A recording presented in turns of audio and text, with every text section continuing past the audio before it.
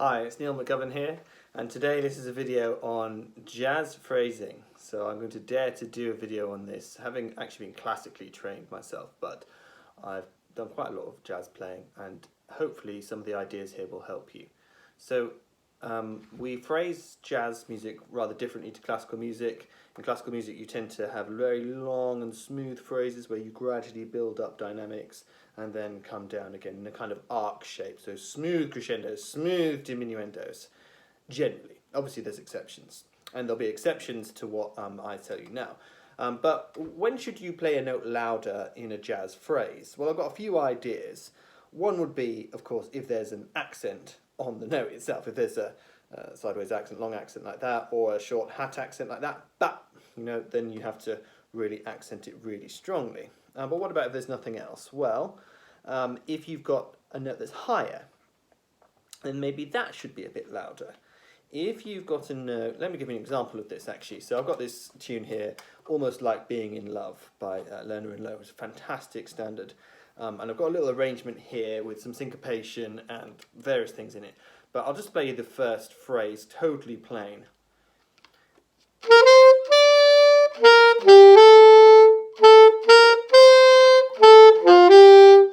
Now that sounds okay.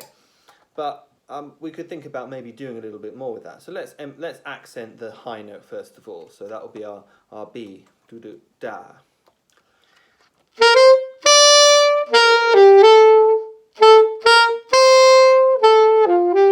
And now you hear I also emphasise that da do da, the A there in the second bit. So if the note is a little bit higher, even just when I say higher, I mean it could just be one semitone higher, a tone higher, just a little bit relative to the notes immediately around it. This is what we do in jazz playing. We use sort of what I like to call microdynamics. So suddenly making one note louder and then one softer. You can practice this by going like that. So you get that big contrast from one note to the next. And what else? Well, we could do, say you've got something in crotches. I don't think I've got anything in this tune, but I mean, actually, the original would have been written in crotches. So let's do a little bit of the next phrase in crotches. So if it was plain, it would be this. Well, it's sort of crotches. Like that. Now, if you just play that dead straight, it might not work so well. But you can emphasise beats 2 and 4 when you've got crotches. So you've got... So you could do that, and then you're also landing up with some of the higher notes being a little bit louder too. So sometimes different rules here, sort of rules for playing a note slightly louder in jazz phrasing, all combine at once. And maybe if they do, you should make even more of it then, perhaps. What else have I written down here? I've written, any notes that kind of feel, and this is really useful not just for jazz playing, but for all kinds of music. If you've got a note that's really quite dissonant, maybe you've got a bit of a spicy note, a note that really kind of sticks out and is a jarring note, a note that's got some sort of quality that if you don't play it right, it could just sound like a mistake.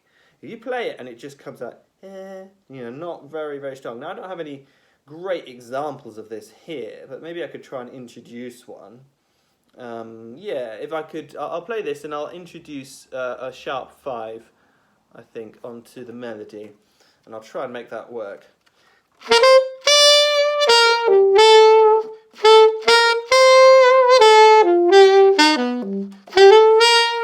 So I've just done a little extra bit there. But if you don't play that very strongly, it could come out a little bit funny. So if you're playing a note that's an upper extension, sharp 11s, flat 5s, flat 13s, whatever, you're going to maybe need to do a little bit more, especially if it's a long note, especially if it's a slightly uncomfortable note.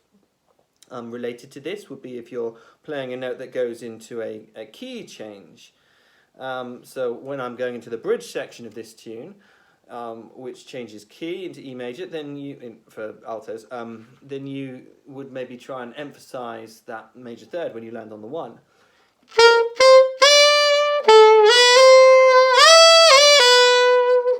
So I want to make it really sure that yes, we're definitely in a new key here.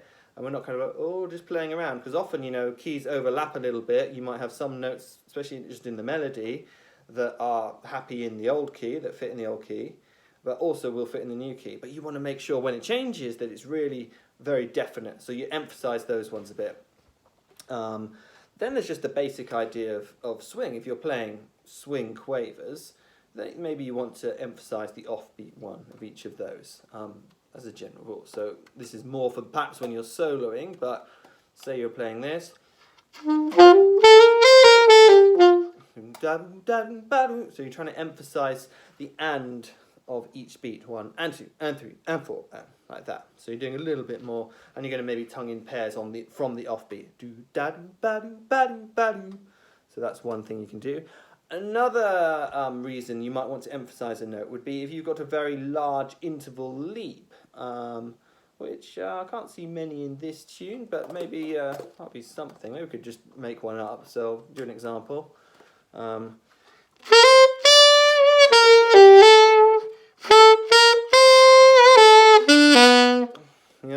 If it was that, for some reason, that's not a very great tune. I should stick to the original, really. But if it was that, if that was written, you need to make sure that you hit those, yeah? Charlie Parker, Cannonball, Johnny Hodges, Jackie McLean, they're all the great alto players. They all did this. This is the sort of thing they would do. And a big jump, and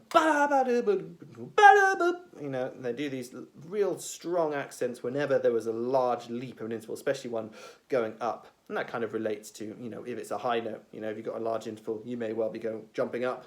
Could be jumping down as well. Obviously, Michael Brecker, Chris Potter like to do those big honking low notes on tenor. But try and aim for them as well. Another maybe more simple reason, I'm not sure I mentioned, but anything that's syncopated. Yeah. So if a note is syncopated, I want to emphasize it. So here, so that last note, that push into the second bar of the form, that's going to be emphasized a little bit more. So I'm going to try and do that. I'm hitting the and of 4. If I'm hitting any of those notes, not just the fact that they're not just for when they're in swing quavers, but running quavers, but if they're on an offbeat pattern, if they're a syncopated rhythm, yeah, you want to make sure that that's really clear, coming across nice and strongly. One very nice simple thing a pupil of mine thought of the other day, which is kind of obvious really, just from how I naturally play, but it was an interesting point. He said at the beginning of phrases, so the beginnings of phrases, that's really important to emphasize. It's always awful, isn't it, when you hear a tune and it kind of creeps in. It's like, that felt, it leaves everyone feeling a little bit uneasy for a moment. Now, there's famous jazz recordings where things like that happen, where people miss the head, or they don't realise the forms come round and it's back to the head at that point. Still, it's better to come in nice, bold and confident. Even if you come in confidently wrong, it's better to do that. That's much better than just kind of creeping in, because you get into a bad habit of just being too tentative all the time. You want to come in, I know what I'm doing, I'm going to play. Even if maybe you don't know what you're doing or you're not quite sure, but try and be confident with it.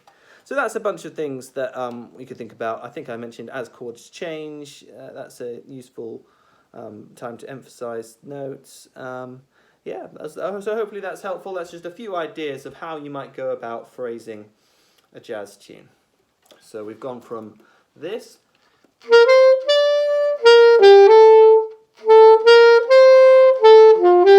which is correct, to so